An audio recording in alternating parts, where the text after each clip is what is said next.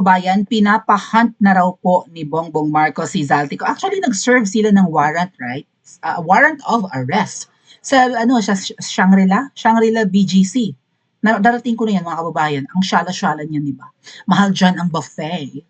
Shoutout sa mga nakapunta na sa Shangri-La, sa BGC. Right? Mahal ang buffet dyan. Nakakamiss naman ng kumain dyan. Even the BGC itself nakakamiss. Shoutout sa mga malalapit sa BGC or fascinated with BGC. Kasi alam nyo, isa yan sa medyo maganda nating, I think top 1 yan eh. May pagmamalaki ng Pilipinas kasi nandyan yung mga skyscrapers, high-rise building, tinatalbugan ng Makati, right? And Ortigas.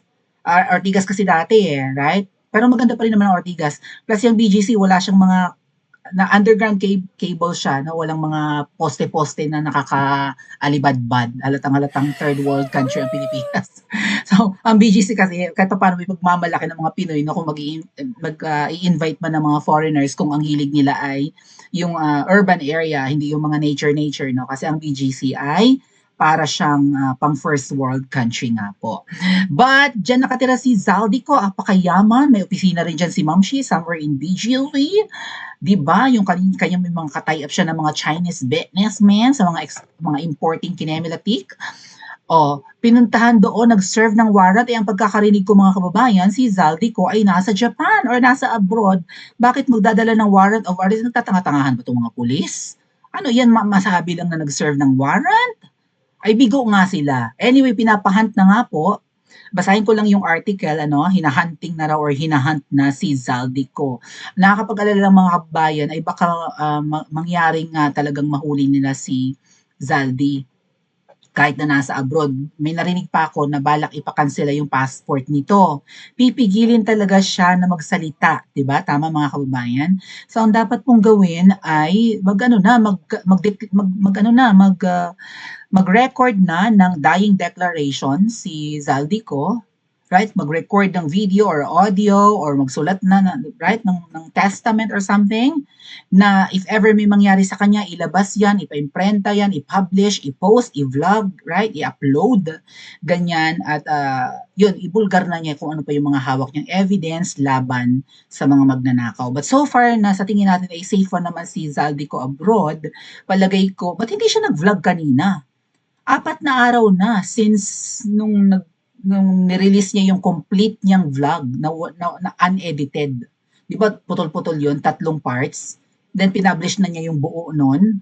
Okay, buo, walang cut. 4 days ago na yun mga kababayan eh. That was in, right? 19, 18, yung rally ng iglesia. 22 na ngayon. So, wala siya ulit sagot. Zaldico, ipaparesto ka na. Ba kailangan maglabas, ililigpit ka talaga.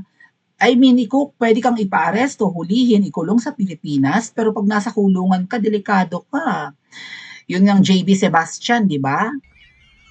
Nagka-COVID daw sa kulungan. Yung JB Sebastian, yung naling kay Dilima ba yun? Isa sa mga drug lord sa Munti.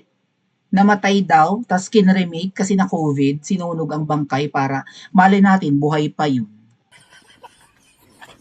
Or kinremate dahil ginurgur, hindi namatay sa COVID. Right? Para dead man tell no tales nga mga ate at kuya Zaldico. Hindi na makakangaknak ang bangkay, ang tigok, ang tsugi, ang dead ball. So, mag-vlog ka, nag-aabang kami. Matapos maglabas ang Sandigan Bayan ng warrant of arrest at whole departure order laban sa kanya at 17 pang opisyal ng DPWH at Sunwest Corporation na sangkot umano sa manumalyang flood control project sa Oriental Mindoro ay hinahunting na si Zaldico. Basahin ko lang yung buo ha. Hinahunting daw ng DILG si Zaldico matapos maglabas ang Sandigan Bayan ng warrant of arrest. Ayon kay Remulla, nakakalat na sa buong bansa ang mga tracker teams, buong bansa, Luzon, Visayas, Mindanao. Bakit? Nasa Pilipinas si Zaldico? Ang alam ko nasa abroad dito. Upang hanapin si Ko sa lahat ng kanyang tirahan, opisina at kilalang address. Address or address? Address. Sige. Sa isang panayam, ibinunyag ng kalihim, Remulla, na bago pa man lumabas ang arrest warrant, nakapwesto na ang mga operatiba. Ay! kaluluoy. Eh, nag-announce si Ngiwi, tanga rin eh. Nag-announce si Ngiwi na huhulihin, eh di nakapagtago na, hindi lang si Zaldico, kundi yung 17 officials pa daw na ano, huhulihin. Nag-announce si Ngiwi, di ba? May ipapa-aresto na siya. Hindi nakapagtago. Halimbawa, yung isang opisyalis ng DPWH nasa, sabihin natin, nasa Ayala, Alabang. Oh, ay malamang pumunta na yun ng Cavite o baka pumunta na ng Visayas, Mindoro, kung saan.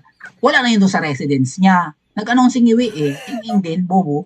Oh, we are always one step ahead, pero one step ahead, sa iyo yung aarestuhin nyo. Nag-announce kayo kahapon, may aarestuhin kayo, tapos magsiserve kayo ng warrant ngayong araw, ay nakatakas na kahapon yung mga nakalista. Tama ba mga ate at kuya? Sino ngayon ng one step ahead? May tracking teams na kami since Tuesday o nauna pa lang nakaantabay sa mga kaluluoy naman. Ito mahirap no mga ate at kuya. Kunwari ang kanilang hinahabol ay yung mga involved sa corruption, no? Involved sa ghost projects, lalo yung flood control. Pero syempre, kaya lang naman nila hinahabol dahil nga si Zaldico ay nagsalita. Ano ba yung sabi mo ate kuya? Si Zaldico raw ay parang 'di ba magsasalita na nga sa Senate. Pero nung malaman na iba yung sasabihin, hindi pinayagan. Supposedly baka ka-attend si Zaldico via Zoom or video call sa hearing ni Lacson. Ay nung malaman nilang iba yung sasabihin at maybe baka lang may binigay na script tapos hindi susunod si Zaldico, hindi na bigay yung link. O ito na yung link ng Zoom meeting, ito na yung link ng video call o click mo na para maka-attend ka ng ano kahit sa abroad ka. Hindi na binigay para hindi maka-attend si Zaldico. Ang ginawa ng Zaldico nag-record ng video. 'Di ba? Or maybe naka-record na tapos pinablish na lang kasi nga ay teka muna, iba yung gustong sabihin sa akin, iba yung inuutos, hindi. Sasabi ako ng totoo, 'di ba? Simula po November 18, naghahanda na ang DILG at PNP para sa pag-arrest. Nakakakaba ito mga ating. Hindi mo alam, di ba? Yung neighbor mo naniniktik na pala sa'yo. Baka mamaya, neighbor ni Zaldico, kunwari nag-Airbnb lang doon sa Shangri-La. Or maybe nagre-rent lang ng bahay sa tapat mo, yung pala nakaantabay na. Demonyo, no? Okay. Kinumpirma rin ng DILG na huling nakita si Zaldico sa Japan. Ayun naman pala eh. Nasa Japan eh. Bakit magsaserve ng arrest warrant sa BGC? Ginoo hindi pa malinaw kung nakabalik na ito or nananatili sa ibang bansa dahil sa ganitong kademonyohan ng mga nakaupo sa pwesto o uwi ng Pilipinas ay ing-ing. Dahil dito, inaasahan na titindi pa ang operasyon habang patuloy na hinahabol ang dating mambabatas at ang 17 pang opisyal na kasama sa kaso. Ano ang sabi dito ni Kiko Barzaga, nag-react si Kiko Barzaga. Ang talino talaga ng PNP, yung kapulisan na pumunta siguro sa bahay ni Zaldico. Alam nang nasa ibang bansa si Zaldico tapos pinuntahan pa sa condo niya sa BGC. Talino daw talaga ng PNP. Kasi nga, sabi ni Doc Lorraine, 2 brain cells lang ang leader. Ay, ganun ba? 2 lang? Ang liit naman nun. Gaano ba kaliit ang cells? Microscopic. So, ibig sabihin, kung 2 brain cells din, microscopic ang utak. Gagamitan mo pa ng hindi lang yung yung magnifying glass, kundi under the microscope na talaga para makita mo yung utak ni Ngiwi. Ganun ba yun? Lahat sila nalagas na rin ang mga IQ. Yung IQ raw ng mga pulis, nagkandalagas na rin. Tapos napansin ko talaga yung ibang men in uniform medyo may speech defect, no? Matigas yung kanyang dila pag nagsasalita. Parang sino nga Jean Pardo, naninigas yung kanyang dila pag nagsasalita. Kasi si Marvel, hirapan yung magsalita, matigas ng dila. Parang ganun, parang may mga speech defects. Naninigas ang dila, hindi maintindihan, Pati si Vince Dizon, right? Yung sa DPWH. May rin, may speech defect din na parang ang tigas ng mga dila. May something. Hawa-hawa ba ito? Lahat ba sila nagpupulvuron or what? May mga bisyo ba silang lahat? Ba't ganyan?